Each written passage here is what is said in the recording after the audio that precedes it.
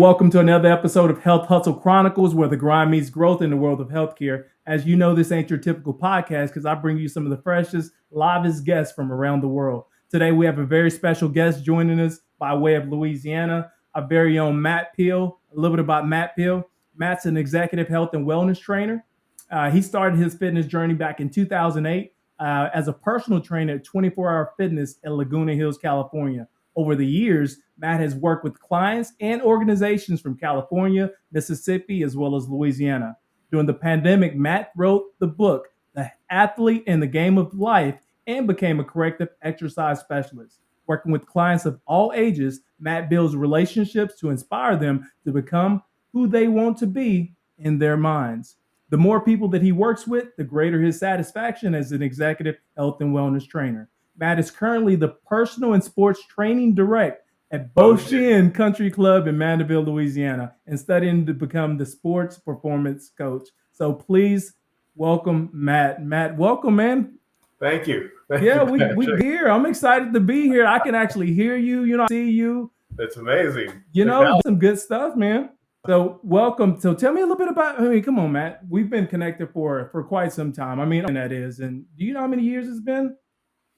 No, I have no idea. Yeah, it's been quite some time. It may have been at least 6 or 7 years. And, the hour of networking, because here it is. We fast forward to 2024. You and I here engaged with one another, and now we get to share our stories with the world. How exciting is that? That's fantastic, because things like this allow us to do so. Whereas before, you had to get on an airplane, or maybe we just talk on the phone. Exactly. This is great. Exactly. So let's kick this things off, man. Tell a little bit introduce yourself to the world, both personally as well as professionally. So, yes, I'm Matt Peale. I've been in the fitness industry since 2008. Just kind of stumbled in a sense. I was, as you know, if we talked before, 2008, that was recession year, right? Right. That's when housing market hit. Everything went bottom. And so I got let go from a job at APM Terminals, part of Maersk, in the LA area at the Port of LA.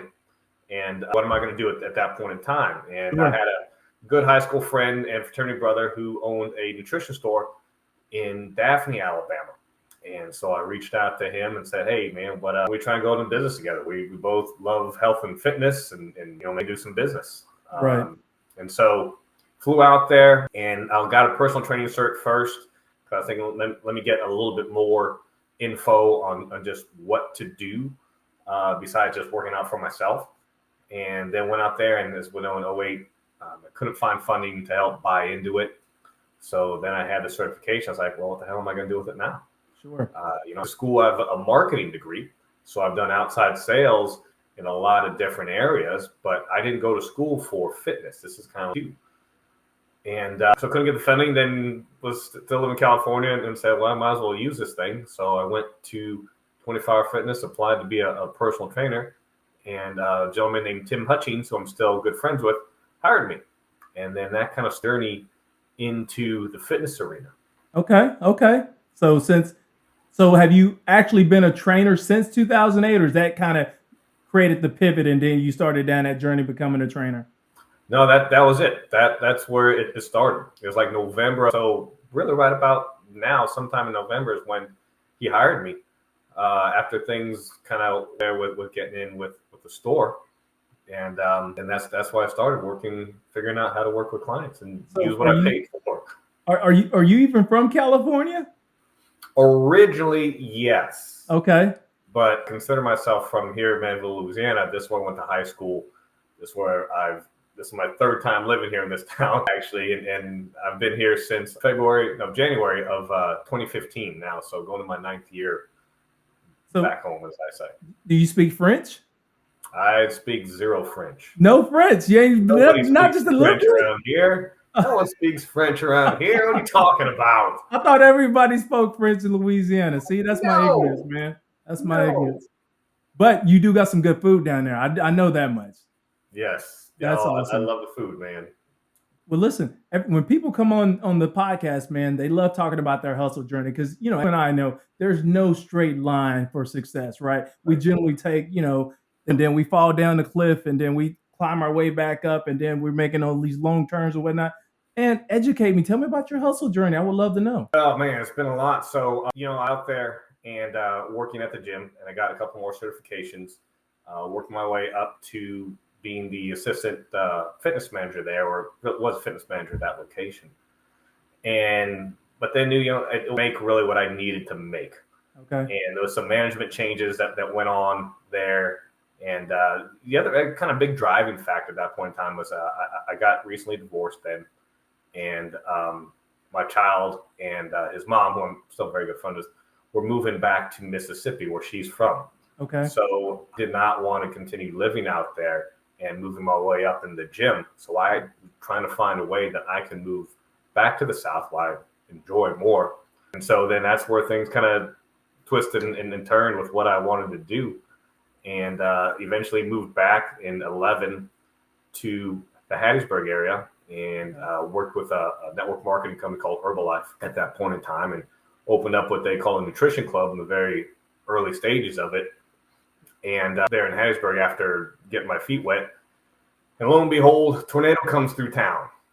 Right, that comes with the course, right, of Louisiana, that whole down south, right? Yeah, that was Mississippi. So I was up in Mississippi in Hattiesburg, an hour and a half from where I'm at now, and a tornado came through and hit the strip mall that my location was in. I was only open business not even 6 months. Man, come on now, get out of here. Yeah, kind of the beginning of the end on that, and that forced me to come move down back here in end of 14, beginning of 15, and got on board with a company called a little health club called Franco's Athletic Club, and worked with them and got promoted them for about 8 years. And then about a year or so ago, I came over to Boshin Country Club and have been there for about the last year. And then in addition to, like we talked, right, what are you going to do? Gyms are closed. Do something different. Tell me about that pivot, because it had to be something great, man. So that's where I've been, was listening to some marketing stuff, and it kept on saying, write a book. How do you be different? Sure. Write a book. Right. So I wrote a book, got an SBA loan because they were giving them out, interest rates and things like that. And there was a company called Advantage Media that was doing these things called a hook book. So for those of you that are out there and think about writing a book, I don't know if they do this program anymore, but they pair you with a ghostwriter. They do all the back end for you. You give a lot of the information, and then they basically do all the work. And then they publish it for you and put it on Amazon, put it on all the different places, and help with your book. I know you just did self-publishing with book. So this is one way. Advantage Media is still out there. I don't know what the programs are, but so that's how I wrote that. Then became a corrective exercise specialist, because I saw like what we're doing now, right? We're sitting, especially as the pandemic happened. Yep. Just looking at these screens more and more and more. And I'm sitting at my dining room table, which is not meant to be here for 8 to 10 hours a day going at it, right? Exactly. Okay. But that's what everybody's had to do. They have that home desk. They didn't have anything like that. No, you just made it whatever. You get in where you fit in, whatever you had, man. Yeah. So I saw this from working with professionals that were just looking like this over and over and over again. The whole body's in chronic pain. I said, well, this is how I can kind of pitch. And got into that corrective exercise and wrote a couple online programs, and really just kind of what I'm doing now with being more executive health and wellness than just kind of a personal trainer. And now also currently studying to get my sports performance certification through NASM, National Academy of Sports Medicine. And that's where I'm at, right now, and then look to launch that into some new ventures. So once you get that certification, what is that going to allow you to do differently from what you're doing now? It really, I can work more with athletes. I mean, I work with athletes as I do now, but I can work more with athletes. But it's really opened my eyes to what sports performance training can do for the professional, for the executive, and then tying that into what I've known in some of the background about what's called neuroplasticity, and how the brain develops new neural pathways and brain cells only through exercise, complex movements. And complex movement really just means like a squat, right? Because you have multiple joints going on at one time, or a bench press, as opposed to just a bicep curl, right? And balance training, agility training, all these things help to improve like decision making and dealing with adversity and dealing with stress, which can then help people in these high power positions. If you're doing all the stuff that is going to help boost your brain power with specific programs, then that'll just help you with your decision making under pressure as you are in trying to improve your profitability and grow your company. Oh, I'm liking this. I'm like, you work with anybody, anywhere in these executive roles anywhere from 2 years old all the way up to 90 plus. It doesn't matter. Doesn't matter the role or the location that they're in. Right. What's that phrase? 8 to 80, blind, crippled, and crazy. Yeah. That's kind of it, you know? So let me ask you this. So, okay. Were you even in fit before you got into this in 2008, or is this like a that you had to get in fit for? No, so that's a great question, man. So insight into the Matt Peale, right? Right. So growing up, I wear contacts, so I'm blind. I can't see. Yeah. Most of us are. Right. So, but 6, 7, 8, 9 years old, 10 years old, I'm an athlete. I played sports. I played soccer, basketball, everything growing up. Soccer is what I latched onto in high school, and then into college. I played in college and a little beyond it. So what happened is my own self-image was I'm just a scrawny kid. I was a skinny kid. I'm not a big hulking guy. I'm 5'9", 5'10", about 168 pounds, but just very lean, right? Got you. So when I graduated high school, I was only 140 pounds. But when you graduated, you was 140. Graduated. Whoa, okay. Pounds. Lean, very, but I played sports and all that. This was before soccer players are allowed to hit the gym in early 90s, So I guess about my 8th grade year, I was starting just doing push-ups. Right? Let me just get some push-ups and try and overcome this scrawny shit I have. Right. And then I'm sure it affects you mentally as well, because you're like, man, I want to be bigger, Got this creatine and all this stuff you were taking. Go ahead. Yeah. So I still have this image in my head of this scrawny, nerdy kid with glasses who wasn't getting the 9-year-old girls to look and talk to him, right? So then in high school, my parents bought me a curl bar, some weights, and a pull-up bar. So I started to do things in my room. Anyways, fast forward that now, then I had the opportunity in 2008, and so I started going after my passion. I was going to the gym before that. I was working out. So really becoming that fitness trainer, personal trainer, educated me on what to do and what I wasn't doing and things like that. And I was like, oh man, my own workouts just exploded, Because you know the knowledge. Now you got the insight. I had the knowledge. Okay. Then, with the sales skills I've got that I did years knocking on doors, selling copiers, uniform rental services, things like that. It just makes for me building relationships with people easier. So help the world understand, is it hard to become what you are? To get those certifications? What's the time frame involved in this for all the people that aspire to be in a position like you? It depends how fast you learn. Everything now can be done online. They'll send you a book or you do an online program, and they give you 6 months to get it done. So it's just how much time can you dedicate? 15 minutes a day. Can you dedicate 2 or 3 hours a day? And can you pick up on your knowledge? It's anatomy, physiology. But here's the kicker, and as we talked about yesterday, being a personal trainer is an outside salesman. Expand on that. Yeah. You're selling your services to members of the fitness center, gym you work out, or out in the community. So they don't help you? No, it's outside. It's sales. They help you with, here's a membership base. Sure. This is where there is some discrepancies here as the fitness industry is going on.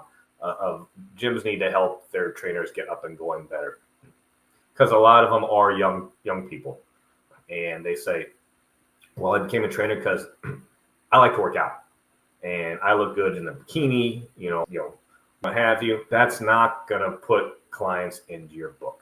Oh, okay. I just can't walk in there just looking like I can't look like doing that like that and just start getting clients. That it doesn't work. Some people ask, well, what do you do? Right. And you might get a few. And then I'm not going to say that people aren't out there, but you have to develop business skills. Being a fitness trainer is your own business. Even if you work at a facility, it's your own business. So you have to go and talk to members, figure out how to approach them, how to build your client base, how to build relationships, because it's a relationship. It's not a transactional here, home, here you go. You're selling this.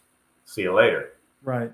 You want referrals. You want to continue building with these people, and building that relationship of trust. And that's where a lot of young people who get into this industry fall down and say, well, I don't want to do it. I'm here, right?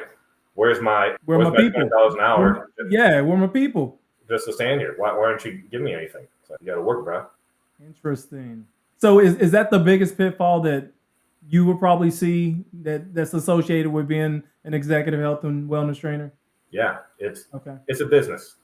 And that's where my marketing skills have come in play, especially outside sales. It's, if you want to do online, that's a whole new skill set, right? And thing I'm trying to work on, develop on how to get those types of deals, because, knock on the door, face-to-face handshake guy, and I'm successful building there.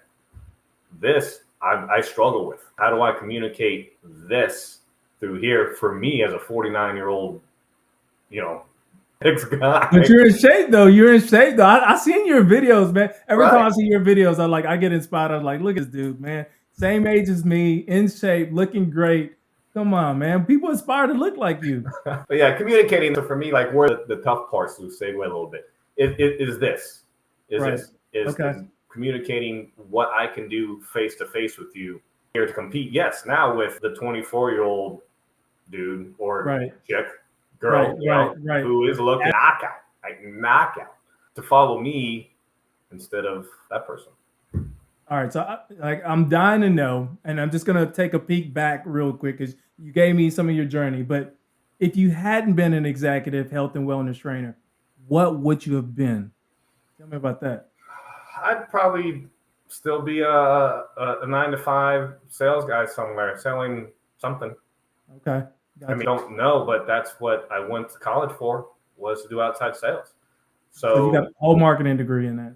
That's what it was. Or maybe I'd still have stayed in the logistics, the shipping industry. I enjoyed that. Sure. But yeah, that's what I think I'd be. So for the people that are ignorant like me, help me and the rest of the world really understand, what the hell do you even do? What does an wellness trainer even do, man? Well, I work with more professional people on a daily basis. So that's the other thing, is the misconceptions of building your client base. Who are the people paying for my services? Well, number one, they have to have disposable income to afford me. True. The looking 28-year-old whoever, they can't afford me. They can't afford you. They're still trying to figure it out themselves. They're trying to figure it out themselves. And I think that's the other big misconception. It's not just, one, being a business, but two, who's your audience? So it's business owners, it's CPAs, it's attorneys.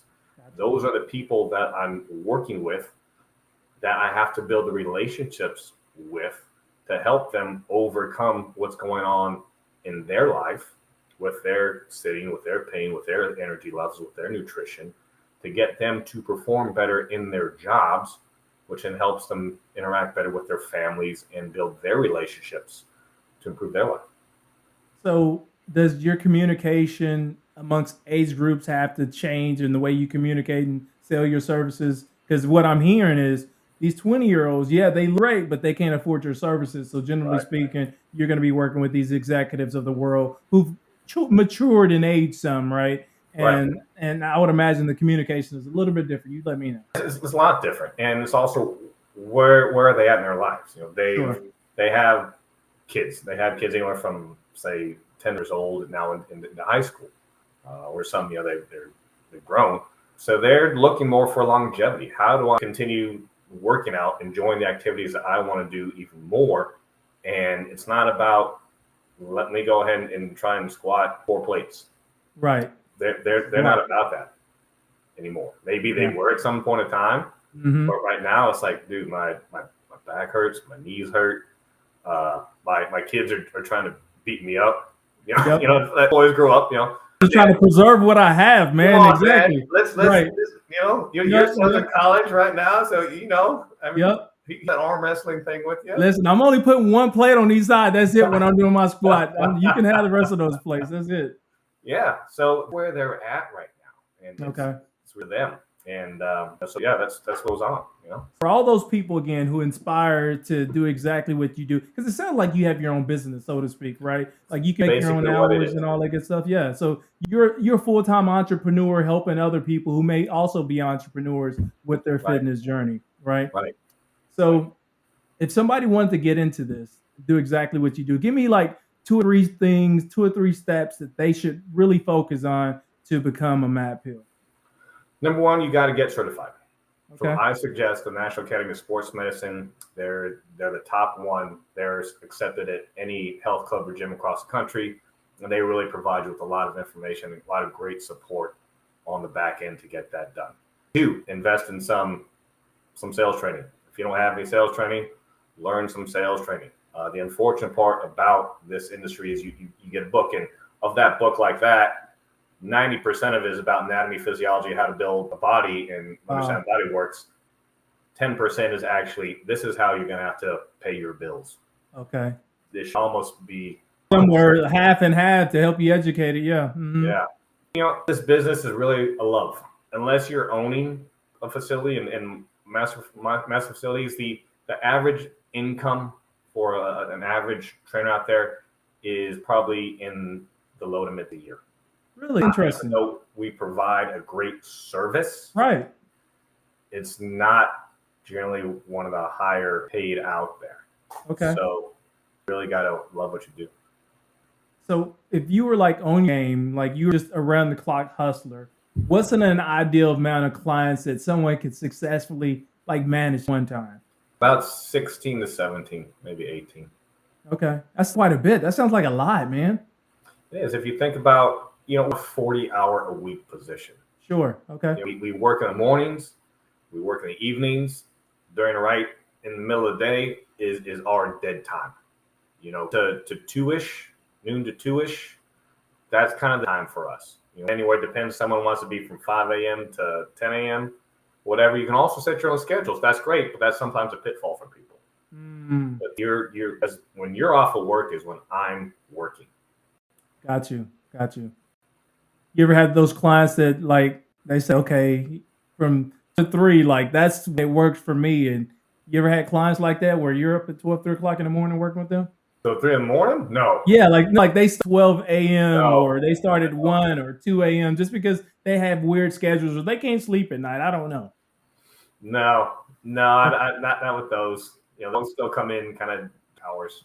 Sure. So I mean, a question I'm burning to ask you: How do you separate your personal life from your professional life? Because I would imagine a lot of these people that you train, you're going to see them out and about like on a daily basis, right? And they're going to be like, Matt, come on, help me do this, or this has happened to me, and they want to pull you away and talk to me. My long-term clients are also my friends. I've been friends with them for years. I still have friends in California that have been my clients. So that's part of it. I think a good person, a good wellness coach, someone like myself, builds relationships that last outside the gym. Okay. And you naturally become friends. They're in a vulnerable position, right? They're giving you their weaknesses, and you're seeing that. So it's building that relationship, building up, and you just become friends with some of them. But also on the flip side, you're right. How do you separate it? I am out, and someone sees me with a beer in my hand, or someone sees me eating something. I'm being judgmental. I'm like, dude, what are you doing? What are you doing, man? You're not supposed to eat that. I said, I'm a human being, dude. Okay. I like beer. I like whiskey. I like steak. I like cheesecake. Okay. Guess what? I just don't eat it every day or drink it every day. So you can have it, though. You can have it, what you're telling me. I do. You can.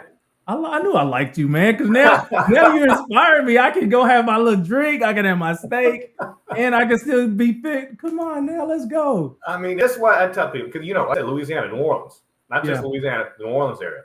Food and festivals and booze. Yep. Love all of it. I do all of it. But if you can be good Sunday through Thursday, call it Sunday through Friday lunch. Okay. If you want to do something Friday, great. Saturday, have a great time. Sunday, guess what? Back on the wagon. Back on the grind again. You can manage it. So basically, I can get a good day and a half where I can like my cheat for about a good 18, 20 hours maybe. Okay. Look, I'm already inspired. That's what's up. Okay. So you've already shared like some of the pitfalls for your profession. What are the like misconceptions that are out there? Anything else you can share with me? Those are probably the big ones that I shared. Yeah. One, that you're only working with the hot, sexy people all the time, Right. right? And you're not. You're not. Two, all you have to do is be hot and sexy, and people are going to throw their money at you. No, Doesn't work like that. doesn't No. happen either. And three, that you're going to make $450,000 a year and be on whatever X television show or the next greatest influencer and be on Easy Street. Like, no, that is like any other industry, the 1%. Yeah. Right?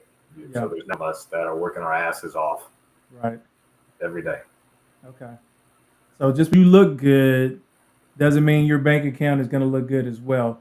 And so I picked up on, with the certification, we talked about a big thing about you have to develop marketing skills because this is a sales related business. You can work for these large organizations like a 24-hour fitness or these big gyms, and they will have you around people, but you still have to start networking and talk to these people in order to generate business for yourself. Right. Yeah. Okay. Got it. All right. You got to give to take, right? Like anything else. Mm-hmm. And you hold people back from achieving and accomplishing their fitness goals. Their mindset. One, we have the instant gratification, right? That's what everybody's out after that now. Yeah, I've worked out once. Where's that at? It can't be just once. Come on, that's all I need. Sometimes, like, listen, give me a win if I just started, man. Come on. So it's realistic expectations for yourself, and knowing like the New Year's are coming as we record this. In a couple of months, they're coming. So setting yourself up with the expectation, it's a process. Mm-hmm. Like saving money in account. I put my savings account today. Woo! Hey, don't retire, right? It's not time. Right. You got to keep doing that. Yeah. But if you keep just that $100 or that $25 a week, it gets there. And that's where people have to start with $25 a week. Just put $25 a week away. Just give yourself 2 days a week right now to get in it. And if you're not used to getting up at 4 o'clock in the morning, just overall, then don't say I'm going to be at the gym at 5 a.m. tomorrow. It's not going to happen. No, it's hard to maintain that habit because you're so not used to it. Right. Yeah. So work out your habit where you can be successful. And if that literally involves just let me put my running shoes on and just put some clothes in a bag just every day. Let me just start on that. And even if I don't do anything but walk around the parking lot, fine. Great. Start there. Yeah. So what are you trying to make in your profession, man? Good question. And it's a bigger impact because I really want one. I love traveling the world as you've seen on LinkedIn and people. Yeah. I mean, I'm always somewhere. Inspired. I mean, listen, that you're only making $30,000 a year and you're always in freaking Germany hanging out with everybody in London and stuff like this. I'm like, dude, you're not telling us something. Something's going on. I am making more than $30,000 a year. Yeah, okay. But the average out there. But that goes back to networking though too, right? Who do you know? Sure. How do you build this? So it's just we got distracted. I'm sorry. Yeah, I asked you what impact you was trying to make, and then I cut you off. In a traveling world. So there's two ideas that I have right now. Share out there to everybody and see what's going on. One is as a sports performance coach and corrective exercise specialist, I see what happens after people go through physical therapy. Yeah. Right? There's still a gap to where I'm not back at X, but guess what? Insurance is done paying for it. So one of the things I like to start is something called post-rehab physical therapy, post-rehab performance training. Sorry. Okay. And that would be like a nationwide franchise of locations that specifically helps people after they're done with some type of physical therapy to continue working on that, whether they're athletes or you just got in a car wreck. But guess what? You can't go to PT anymore because your insurance said you had 8 sessions. Yeah, you're done, yeah. But you're not done. Ooh. So come to us and let us work with that with you. The second thing I'm working on is something called Performance Institute for Executives, and that is going into companies and conducting workshops about the benefits of this nutrition, specific types of training, maybe even stacking some trainers in there, setting up workshops, writing more books, traveling around implementing this PIE, which I'm PI, right? A slice a day keeps the competition away. Okay. So those are a couple of ideas I really have that I'd like to make a massive impact with. You know, it's a good segue based off what you share with me, because now that the pandemic is behind us, right, and we can knock on wood, hopefully, another one around the corner. But now that it's behind us and more people going back into the office full time, I can only imagine like your services would be beneficial, because these organizations, they're trying to keep people in the office longer. Right. And part of that has to be with their fitness, because what I'm picking up on, if you're fit, it helps stimulate your brain power, which helps you with performance at the office. Is that Correct. right? Yeah, okay. Correct. So that's a little thing, and we'll start to wrap up here on it. Neuroplasticity, and that's just the building of neural pathways in the brain. Right. New neural pathways, which also helps with your balance, coordination, agility, decision making. So exercise does really three things, and playing your little brain games on here, that does not do it. And that it helps improve speed of processing information. Yeah. Okay. Short-term and executive function. So what is executive function? Those buttons on your shirt right there, knowing that you can do that. Think of people who have dementia, Alzheimer's, and they look at their button. They don't know how to brush their teeth. They don't know how to button their shirt. They don't button their pants, right? That's executive function. So exercise, elevating your heart rate, doing complex movements like squats, what have you, helps the brain to make these little functions become habit. So you don't got to think about them, right? That's what executive function is. Speed of processing information. So as you're under stressful conditions, as we talked about, adversity at work, you have this department, that department going on. You can process information faster from all your five senses come in. And then short-term memory recall. Obviously, what did they just say? What were we just talking about? Okay, now I can do that. Okay. Faster than someone who is sedentary and not using these things. So it's important to stay in shape is what I'm getting. It's important to stay in shape. Listen, I follow you, and I know you and I, we're connected on LinkedIn. Like I said, we've been connected for quite some time. And I see your networking skills. I see your presence. Like you're very visible out there. But for other people who are not connected with you, drop some knowledge, man. How can they connect with you? How can they follow you? How can they gain some insight? And more importantly, how can they contract you, man? Right. Good question. Thank you. So obviously LinkedIn, we talked about Matthew Peale. That's why I'm on there. Instagram, I'm on Matt Peale, CES. And then that's MATTPEALE, then the letters CES. Okay. My business page for Facebook is Athlete in the Game of Life. You can also follow me on X. I'm not as active on there, Matt Peale. And my website is mattpeale.com, or my blog's on there, my podcast, the Peale podcast. And then I just you do got a podcast, okay?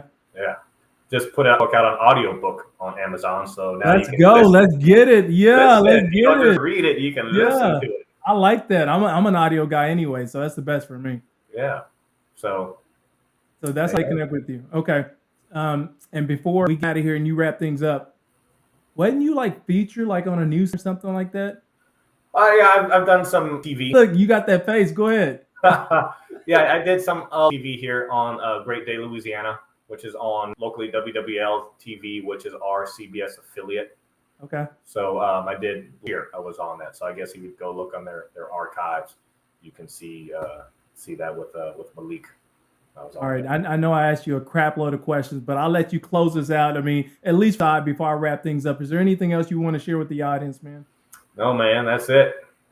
Just do something, right? Do something. Yep. Listen, I enjoyed. I hope everybody else get as much out of this as I did. So listen, if you want to level up your fitness journey, you want to level up your fitness goals, this is definitely an individual you want to connect with. This is Matt Peale. He dropped all his socials. He also has a podcast and featured in the local news in Louisiana. And the best part, you're an executive out there and you just need that little bit, or you run a wellness program at your organization and you're looking for somebody to come in and help you with programs to help your team reach their highest peak of performance, you definitely want to connect with Matt Peale. As always, this wraps us up. Thanks for hustling with us. Thanks for grinding with us. Until next time, keep hustling. Thanks, Matt. Thanks.